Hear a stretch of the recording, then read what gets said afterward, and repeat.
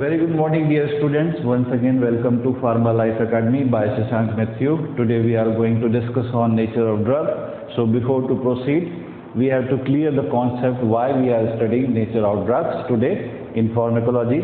So by knowing the concept of nature of drugs, it is easy to prescribe the appropriate drug for getting more useful effect. First of all, the nature of drugs means drugs can be any nature of, whether it is alkaloid, glycosides, tannins, gums, resins, antibiotics, hormones, or oil nature of drugs. So first of all, we are going to discuss about alkaloids. Alkaloid means alkali-likes. Mainly alkaloids are composed of carbon, hydrogen, nitrogen, oxygen, and alkaloids are bitter in taste. Alkaloids also having poisonous if they are given in high doses. So care should be taken when prescribing alkaloids, then it should be given in small doses. It is end by name ene means, for example, caffeine, morphine and atropine. Alkaloids combined with an acid और salt के साथ मिलके ये salt alkaloid मिलाते हैं जो कि more soluble compound है and is preferred to administer. Atropine sulphate and morphine sulphate is salt alkaloid के एग्जांपल हो गया. Next one is precipitated by tannic acid. Alkaloids are precipitated by tannic acid and oxidised by potassium permanganate. That's why they used as antidote. Which used as antidote?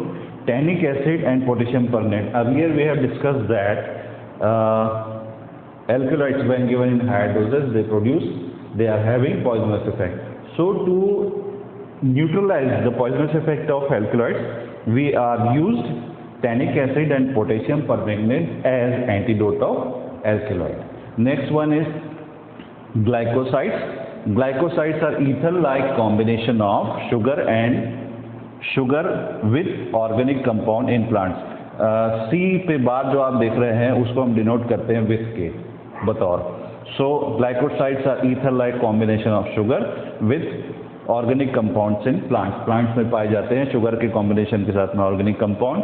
Carbohydrate molecule जो इसमें मौजूद रहता है वो itself inactive रहता है, but जब body में इसको रिलीज करते हैं तो ये रिमूव करता है, लिबरेट करता है. जब बॉडी में इसको दिया जाता है तो वो लिबरेट करता है एक ग्लाइकॉन पार्ट को, जेनिन को, जो कि फार्माकोलॉजिकल एक्टिव होता है ग्लाइकोसाइड्स में.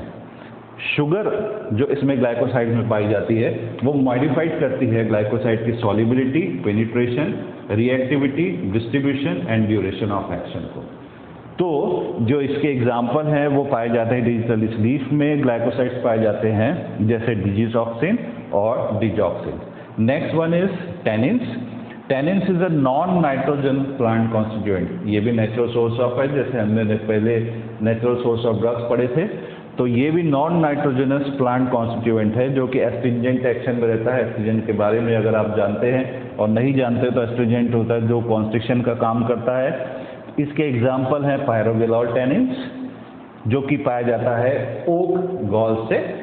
Second one is pyrocatechol tannins which is obtain for sugar free derivatives of catechol and eucalyptus, and tannins are used in treatment of burns and diarrhoea. Next one is gums. Gums are exudates from plants. जो गोंद की तरह निकलता दिखता है उसको हम कहते हैं गम्स. और जब इसको दिया जाता है तो गट में ये हाइड्रोफिलिक कोलाइड्स बनाता है. Hydrophilic means water loving molecules बनाता है जो कि फंक्शन करते हैं बल्क लग्जेटिव के.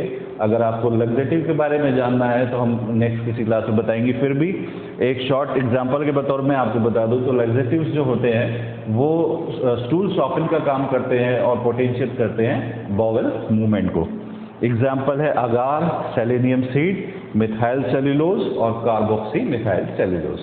Next one is resins. It is also nature of drugs.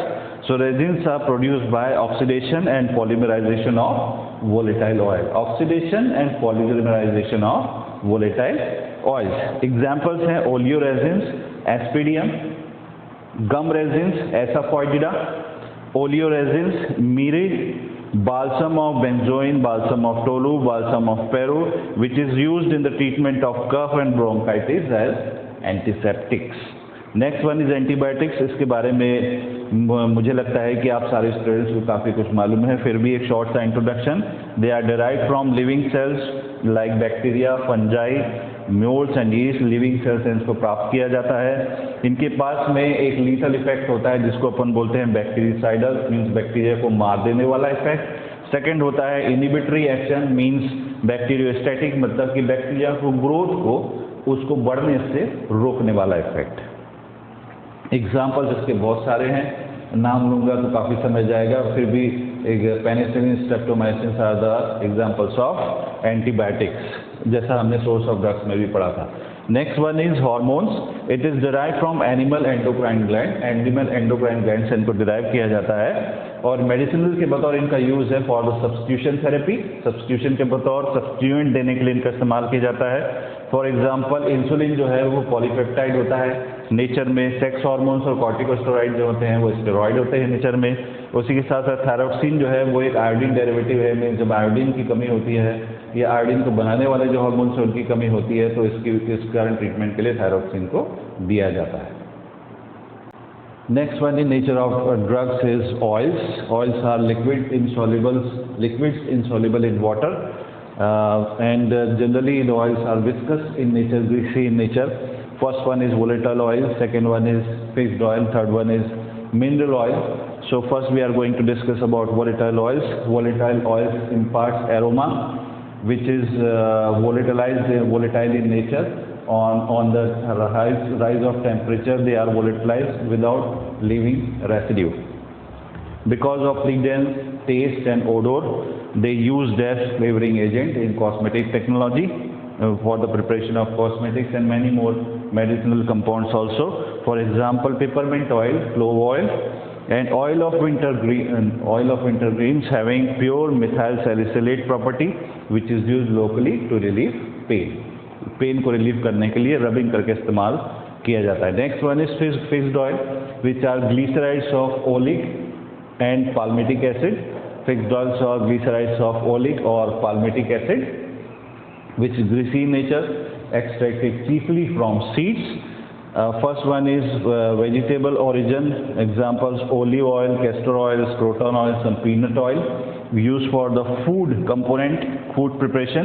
Next one is next example is animal origin: cod liver oil, shark liver oil for the immunomodulator activity. The next one is wax component composed of fatty acid which is firm to high temperature. High temperature सहन करने की क्षमता होती है, इसलिए इनका इस्तेमाल किया जाता है ऑइंटमेंट बेस बनाने में। Next one is mineral oil. Mineral oil mixture of hydrocarbon जब इसका फ्रैक्शनल डिस्टिलेशन किया जाता है तो हमें मिनरल ऑयल मिलता है। For example hard paraffin, soft paraffin which are used to for production of ointment base. And next one is liquid paraffin which is used to prepare laxative. Thank you so much. अगर आपको मेरा video, अगर आपको मेरी class का ये description पसंद आया हो तो प्लीज़ मेरे वीडियो को आप लाइक कीजिए, शेयर कीजिए और सब्सक्राइब कीजिए। Thank you so much.